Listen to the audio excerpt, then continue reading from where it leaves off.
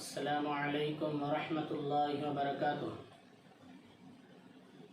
اعوذ باللہ من الشیطان الرجیم، بسم اللہ الرحمن الرحیم۔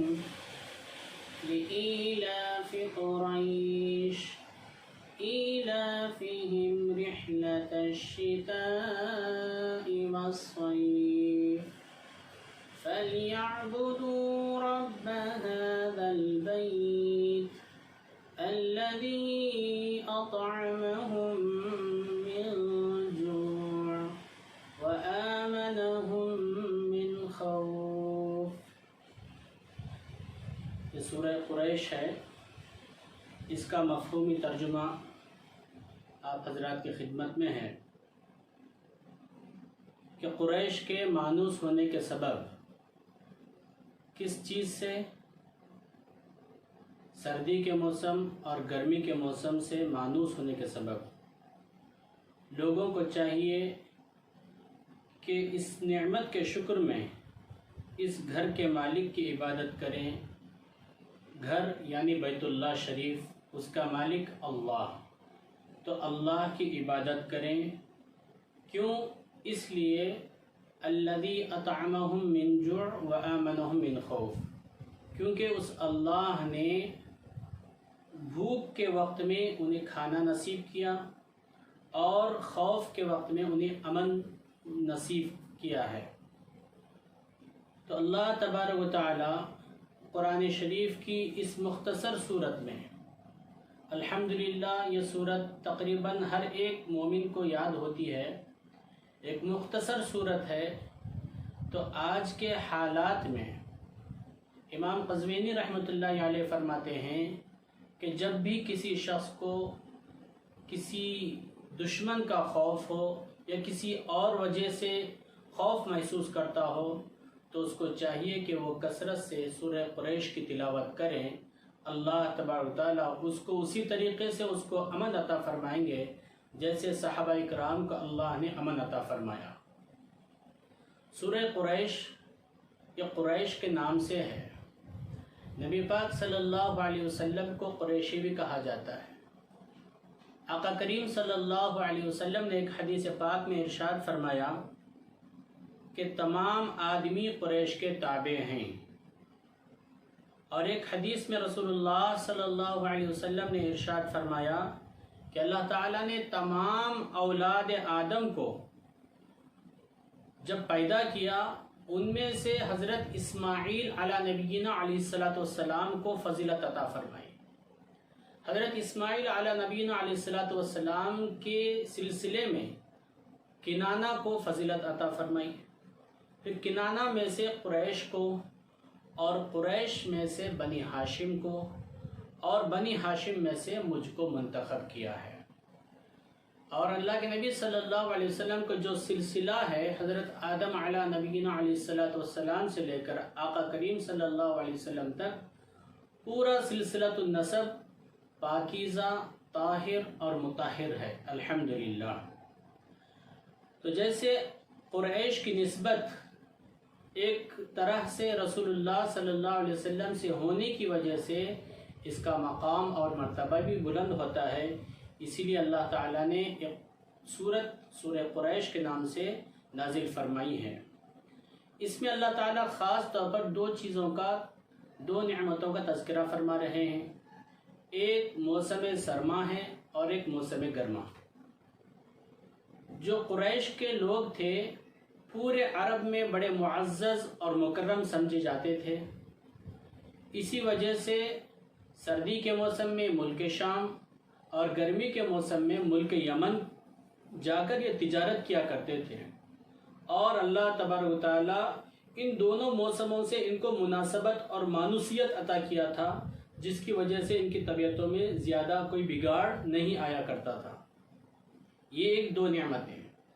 پھر دو نعمتیں اور اللہ تعالیٰ نے تذکرہ فرمایا جس کی وجہ سے اللہ تعالیٰ نے ان کو اللہ کی عبادت اور اس کی طرف رجوع ہونے کا حکم فرمایا ہے۔ ایک ہے بھوک اور دوسرا ہے خوف۔ آج دنیا میں لوگوں کو دو طرح کے حالات کا سامنا ہے۔ لوگ یا تو بھوک کی وجہ سے مر رہے ہیں یا پھر خوف کی وجہ سے جان سے ہاتھ دھو بیٹھ رہے ہیں۔ بہت سارے لوگ کچھ کھانے کو نصیب نہیں ہوتا ہے تو پھر وہ انتہائی اقدام کی کوشش کرتے ہیں، یا تو اپنی جان کو ختم کر لیتے ہیں سولی کے ذریعے سے، خودکشی کے ذریعے سے، یا نہر میں، تالاب میں اپنے آپ کو گرا کر کے اپنی جانوں کو ختم کر دیتے ہیں۔ یہ اسلام اس سے منع کرتا ہے، اور آقا کریم صلی اللہ علیہ وسلم نے بھی اس سے منع فرمایا ہے۔ لیکن جو بھوک ہے، رازق اللہ ہے، رزق دینے والا اللہ ہے، وہی رازق و مالک ہمیشہ اپنی 18,000 مخلوقات میں سے ہر مخلوق کو رزق پہنچاتا ہے۔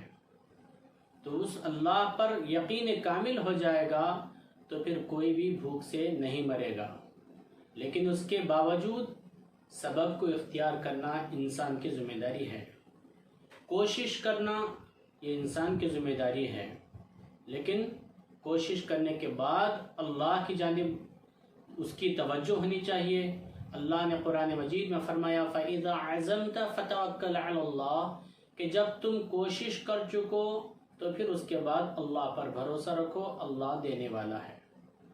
وَآمَنَهُ مِنْ خَوْفٍ اللہ تعالیٰ نے خوف سے امن عطا کیا تھا، اور آج بھی لوگوں کو خوف ہے، بیماری کا خوف ہو، مال کے ضائع ہونے کا خوف ہو، کسی دشمن کا خوف ہو، یا کوئی اور خوف ہو۔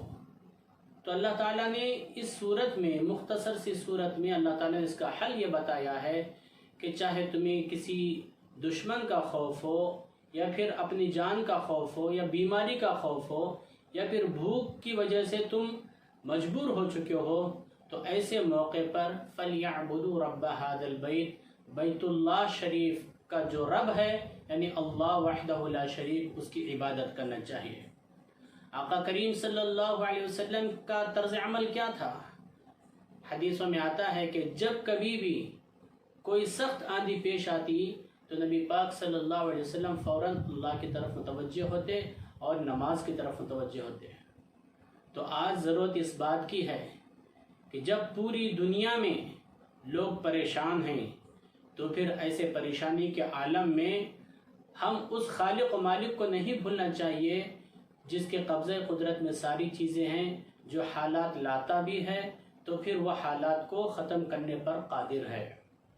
یہ تو اللہ کے نبی صلی اللہ علیہ وسلم کا صدقہ ہے، آقا کریم صلی اللہ علیہ وسلم کی دعا کا سبب ہے کہ اللہ کے نبی صلی اللہ علیہ وسلم نے مزدلفہ کی رات میں اس گنہگار امت کے لیے رو رو کر گڑ گڑا کر دعائیں مانگی تھی کہ اللہ میری امت کو عمومی عذاب سے حفاظت فرما۔ تو اللہ تبارک و تعالی اپنے فضل سے نبی پاک صلی اللہ علیہ وسلم کے صدقے میں اس امت کو باقی رکھے گا، اس امت کو عمومی عذاب میں مبتلا نہیں کرے گا، یہ ہم کو سمجھنا چاہیے۔ لیکن اس سب کے باوجود ہم اللہ کی رحمت سے نا امید بھی نہیں ہونا چاہیے، حالات کی وجہ سے نا امید بھی نہیں ہونا چاہیے۔ جتنے حالات آئیں گے تو پھر اللہ تبارک و تعالیٰ اس کے بعد خیر کو لانے پر قادر ہے۔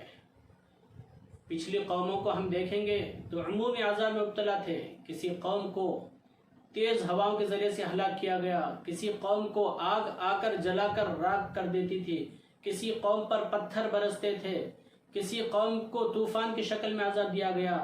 یہ تو نبی پاک صلی اللہ علیہ وسلم کا صدقہ ہے کہ آقا کریم صلی اللہ علیہ وسلم کی دعا کا ہم آج احسان مند ہونا چاہیے کہ آپ کی دعا کی برکت سے ہمارے گناہ اتنے ہو چکے ہیں کہ اللہ کا عمومی عذاب آ جانا چاہیے تھا، لیکن نبی پاک صلی اللہ علیہ وسلم کی دعا آڑ آ گئی ہے۔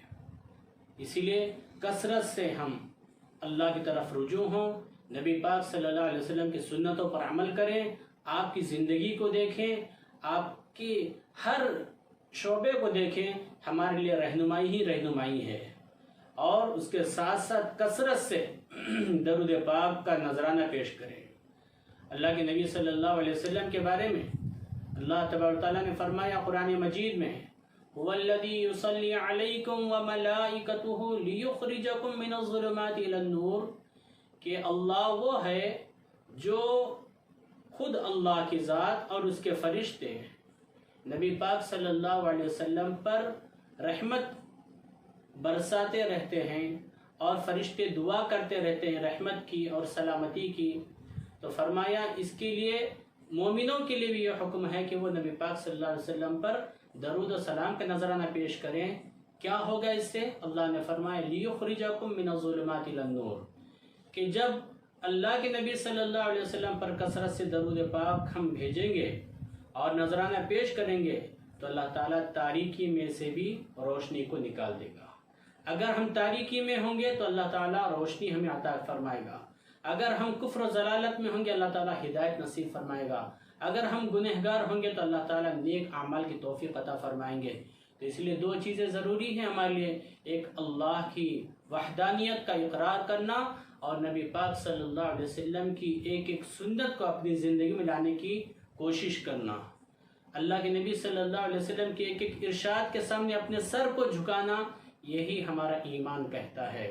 चाहे दुनिया कुछ कहे, लेकिन नबी पाक सल्लल्लाहु अलैहि वसल्लम की हर इरशाद पर सर झुकाना और उसको अपनी ज़िंदगी में लाने की कोशिश करना, यही एक उम्मती होने का फरीज़ा होता है। तो इसलिए इन हालात में हम सब की जिम्मेदारी होती है कि चाहे हमें भूख का खौफ सताए या फिर दुश्मन का खौफ सताए, आज हम सब जानते हैं इन हालात में कुरान मजीद हमारे लिए रहनुमाई है। अल्लाह कुरान मजीद में फरमा रहे हैं अफला यतदब्बरून अल-कुरान, कि तुम कुरान में गौर व फिक्र नहीं करते। यह कुरान करीम गौर व फिक्र करने के लिए नाजिल हुआ है। नबी पाक सल्लल्लाहु अलैहि वसल्लम पर जब कुरान करीम नाजिल हुआ तो फिर आका करीम सल्लल्लाहु अलैहि वसल्लम इस कुरान की अमली तफसीर थी, अमल करके बतलाया करते थे। आज हमें दूसरों को देखने की ज़रूरत नहीं है, नबी पाक सल्लल्लाहु अलैहि वसल्लम का उसवा हमारे सामने है, आका करीम सल्लल्लाहु अलैहि वसल्लम की ज़िंदगी हमारे सामने है। चाहे हालात कैसे भी हों, हम अल्लाह के कलाम को, नबी पाक सल्लल्लाहु अलैहि वसल्लम की सुन्नतों को महफूज करेंगे और इसको हमारे असलाफ ने, अकाबिर ने और बुजुर्गान दीन ने किस तरीके से अपनी ज़िंदगी में ढाला था, इसको हम देखेंगे तो फिर इंशाअल्लाह हमारी दुनिया भी कामयाब हो जाएगी और आखिरत भी कामयाब हो जाएगी। इस मुख्तसर से पैगाम में मैं तमाम नाज़रीन से यह कहना चाहता हूँ कि हालात से ना घबराएं, हालात से खौफ महसूस ना करें। अल्लाह तबारक व तआला इन हालात से उभारने पर, इन हालात के बाद खैर को लाने पर कुदरत रखता है और वो कादिर मुतलक है, इसका हमें यकीन करना चाहिए। और साथ साथ दुआ करते रहें। रमज़ान की मुबारक साअतों में देखते देखते एक अशरा हमसे रुखसत हो चुका है, ये मग़फ़िरत का अशरा है, और जो हमसे गुनाह हो चुके हैं इंसान होने के नाते, इस अशरे में खुसूसी तौर पर अल्लाह को मनवा लें। अल्लाह के नबी सल्लल्लाहु अलैहि वसल्लम ने फरमाया अल्लाह को दो कतरे बहुत पसंद हैं। एक वो खून का कतरा जो इस्लाम की बुलंदी में, इस्लाम की सरबुलंदी के लिए आदमी बहाता है, शहीद हो जाता है, तो शहीद का खून का कतरा ज़मीन पर गिरने से पहले अल्लाह उसकी मग़फ़िरत फरमा देते हैं, और जितने कतरे उसके बाद गिरेंगे दर्जात को बुलंद करते जाएंगे। दूसरा वो आंसू का कतरा, जब पूरी दुनिया सो रही होती है, नींद के आगोश में होती है, तो बंदा उठकर महज अल्लाह का डर और खौफ महसूस करते हुए और अपनी आखिरत को याद करते हुए 2 रकात नमाज पढ़ता है और उसके बाद अल्लाह से मांगता है, मांगते हुए रोता गिड़गिड़ाता है। तो जो आंसू का कतरा होता है, तो ये आंसू का कतरा अल्लाह को बहुत पसंद है, और ये आंसू का कतरा, इसकी गर्मी और इसकी शिद्दत ऐसी होती है कि जहन्नम की आग इस पर ठंडी हो जाती है। तो इसीलिए हम सब के लिए ज़रूरी है कि हम इंसान होने के नाते हमारी ज़िंदगी में कुछ ऊंच नीच हो जाती है, तो इसका हम ख्याल रखें। ख़ास तौर पर रमज़ान के मुबारक मौके पर हम सब की ज़िम्मेदारी है कि किसी की गीबत ना करें, चुगली ना करें, इससे हमारे रोज़े पर असर पड़ता है, और हर तरह के गुनाह से हम बचने की कोशिश करें और अल्लाह से माफ़ी मांगते रहें। और ख़ास तौर पर ये दुआ करें कि अल्लाह ताला इस बीमारी को पूरी इंसानियत के लिए जो दर्द सर बन गई है, सबकी हिफाजत फरमाए, और पूरे आलम इस्लाम के लिए और पूरी दुनिया के लिए खैर के फ़ैसले फरमाए। अल्लाह तबारक व तआला हम सबको جو کچھ کہا سنا گیا اس پر عمل کرنے کی توفیق عطا فرمائے۔ وآخر دعوانا ان الحمد للہ رب العالمین۔